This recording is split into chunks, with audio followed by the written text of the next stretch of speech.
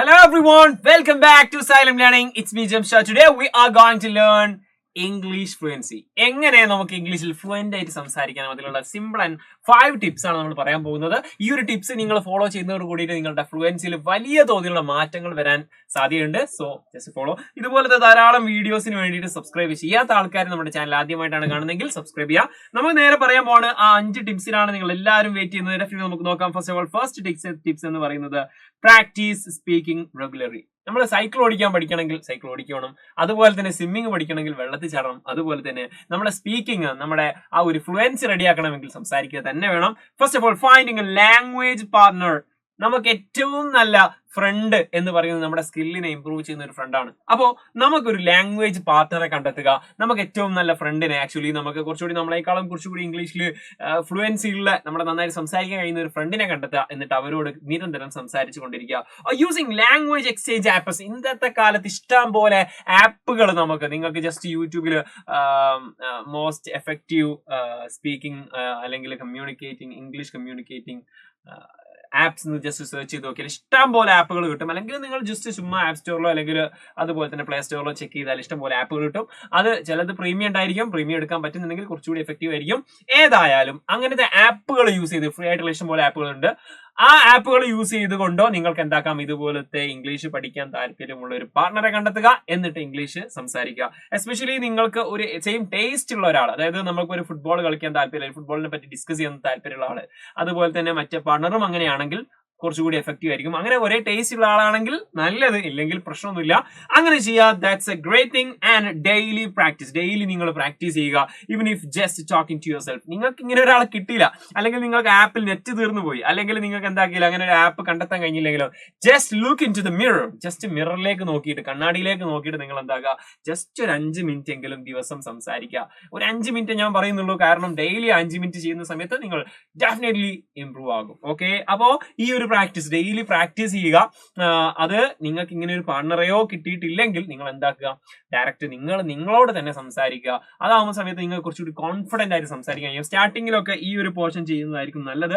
അതിനുശേഷം നിങ്ങൾ പാർട്ണറെ കണ്ടെത്തുന്നതായിരിക്കും better. Second പോർഷനിലേക്ക് പോയാലോ, നോക്കാം. Second tips. Okay, immerse your self in English. അപ്പൊ നിങ്ങൾ ഇംഗ്ലീഷ് പഠിക്കാൻ അത്രയും റെഡി ആയി നിൽക്കുകയാണെങ്കിൽ, അല്ലെങ്കിൽ അത്രയും താല്പര്യത്തോടെ നിൽക്കുകയാണെങ്കിൽ അതിലേക്ക് അങ്ങോട്ട് ഇറങ്ങിച്ചെല്ലുക. ഹൗ?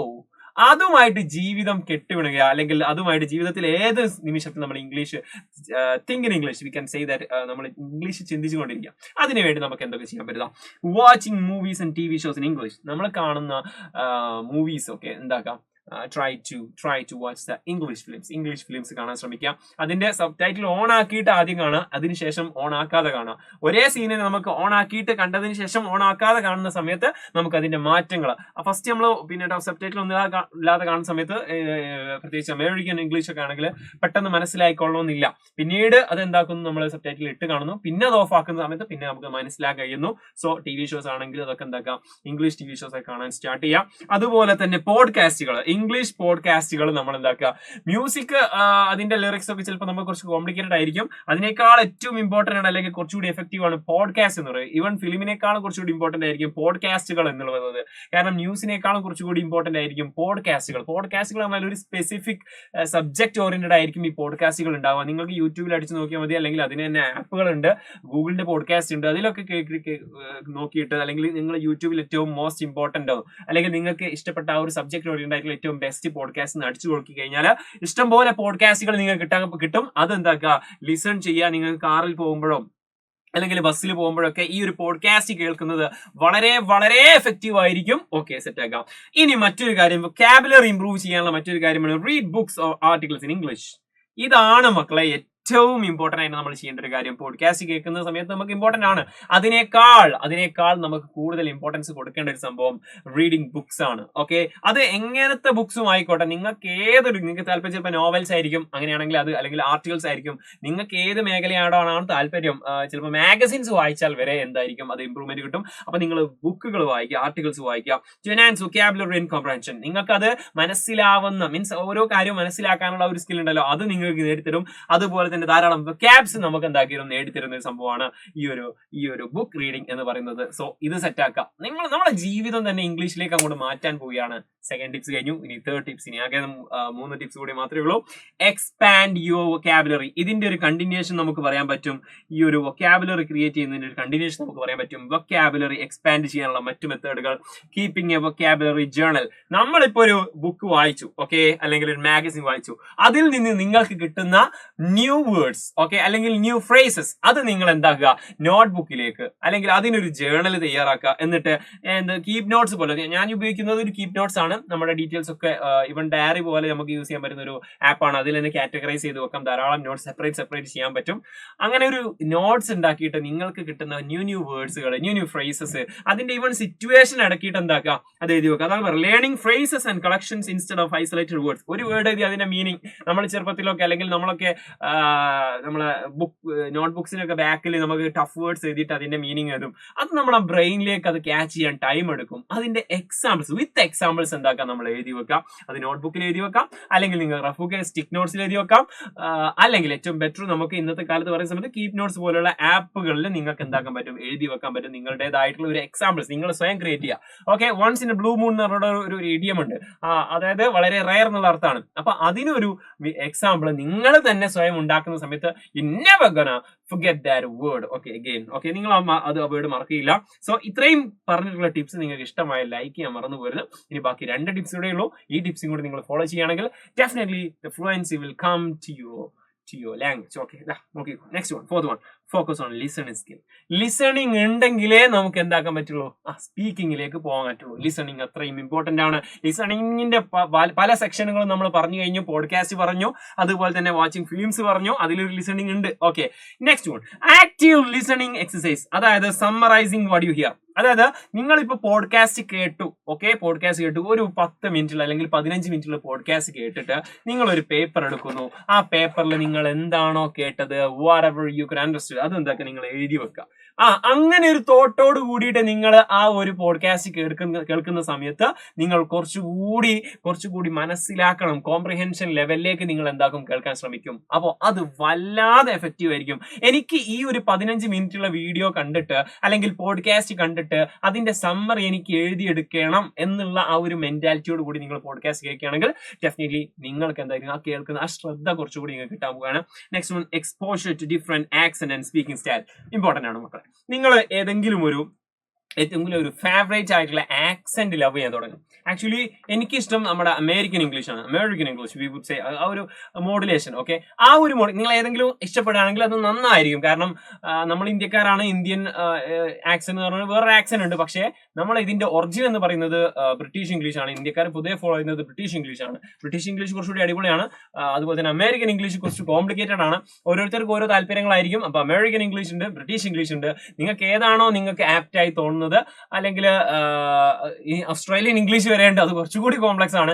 അപ്പോൾ ഏതായാലും നിങ്ങൾക്ക് ഏതെങ്കിലും ഒരു ആക്സെന്റ് താല്പര്യം ഉണ്ടാക്കുക, അല്ലെങ്കിൽ ആക്സെന്റുകളൊക്കെ ശ്രദ്ധിക്കണം. വളരെ സിമ്പിൾ ആയിട്ട് പറയുകയാണെങ്കിൽ ആക്സെന്റുകളൊക്കെ ശ്രദ്ധിക്കാൻ തുടങ്ങുക. ഓക്കെ, എന്തൊക്കെയാണ് മാറ്റം. ഈവൻ സ്പെല്ലിംഗിൽ വരെ ഈ അമേരിക്കൻ ഇംഗ്ലീഷ് കളറിന്റെ സ്പെല്ലിംഗ് നോക്കി നോക്കൂ. കളർ ഇതാ. ഓക്കെ, കളർ നമുക്ക് എന്താക്കാം, ഇങ്ങനെ എഴുതാൻ പറ്റും. ഇതാ, കളറിനും എഴുതാൻ പറ്റും. കളർ, ഓക്കെ, സെയിം സ്പെല്ലിംഗ് ആണ്, അല്ല സെയിം മീനിങ് ആണ്, സെയിം പ്രൊനൗൺസിയേഷൻ ആണ്, ബട്ട് ഡിഫറെന്റ് സ്പെല്ലിംഗ്. അങ്ങനെയുള്ള സാധനങ്ങൾ. ഓക്കെ, അങ്ങനെ 2 ആക്സെന്റിൽ വരുന്ന സാധനങ്ങളാണ് ബിസ്ക്കറ്റ്, കുക്കീസ്. ഒരു അമേരിക്കൻ ഇംഗ്ലീഷ് വേറെയാണ്, ബ്രിട്ടീഷ് ഇംഗ്ലീഷ് വേറെയാണ്. ഒന്നിന് ബിസ്ക്കറ്റ് എന്ന് പറയും, മറ്റൊരു സ്ഥലത്ത് കുക്കീസ് എന്ന് പറയും.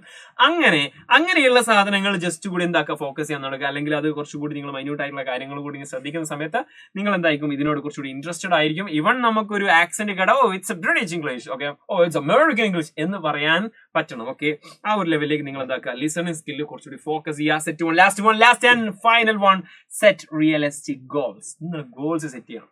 Simple goals, set achievable specific goals. Okay, ഞാൻ ഇന്ന് 5 വേർഡ് പഠിച്ചിരിക്കും. Okay, learn 5 new words daily. ഇന്നില്ല, ഡെയിലി 5 വേർഡ് ഞാൻ പഠിച്ചിരിക്കും.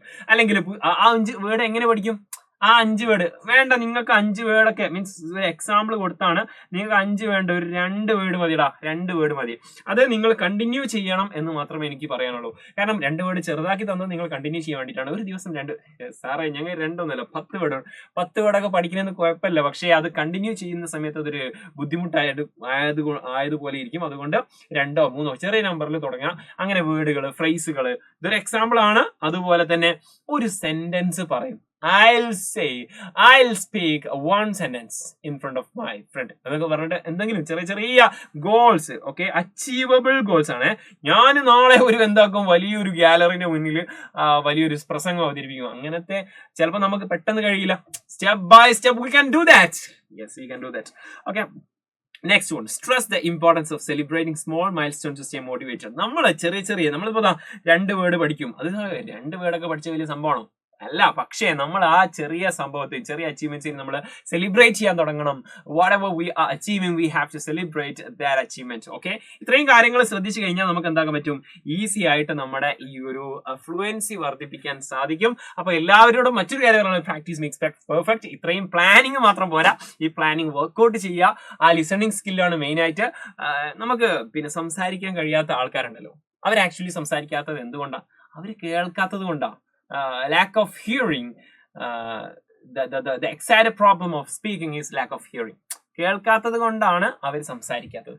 അതുപോലെ തന്നെ നന്നായിട്ട് കേട്ട് കഴിഞ്ഞാൽ കൂടുതൽ സംസാരിക്കാൻ കഴിയും. അപ്പൊ നന്നായിട്ട് ഇംഗ്ലീഷ് കേൾക്കുക, നന്നായിട്ട് സംസാരിക്കുക. ഏതായാലും എല്ലാവരും അടിപൊളിയായിട്ട് ഇംഗ്ലീഷ് ഒക്കെ സംസാരിക്കുക, ഫ്ലുവൻസി വരുത്തുക. എന്നിട്ട് അതിന്റെ റിസൾട്ട് ഒക്കെ കമന്റ് ബോക്സിൽ അറിയിക്കുക. നിങ്ങൾക്ക് ഈ വീഡിയോ കണ്ടിട്ട് എന്താണോ ഫീൽ ചെയ്തുള്ളത് അത് കമന്റ് ബോക്സിൽ അറിയിക്കുക. ഡെഫിനറ്റ്ലി അത് അറിയാൻ എനിക്ക് ഭയങ്കര താല്പര്യമുണ്ട്.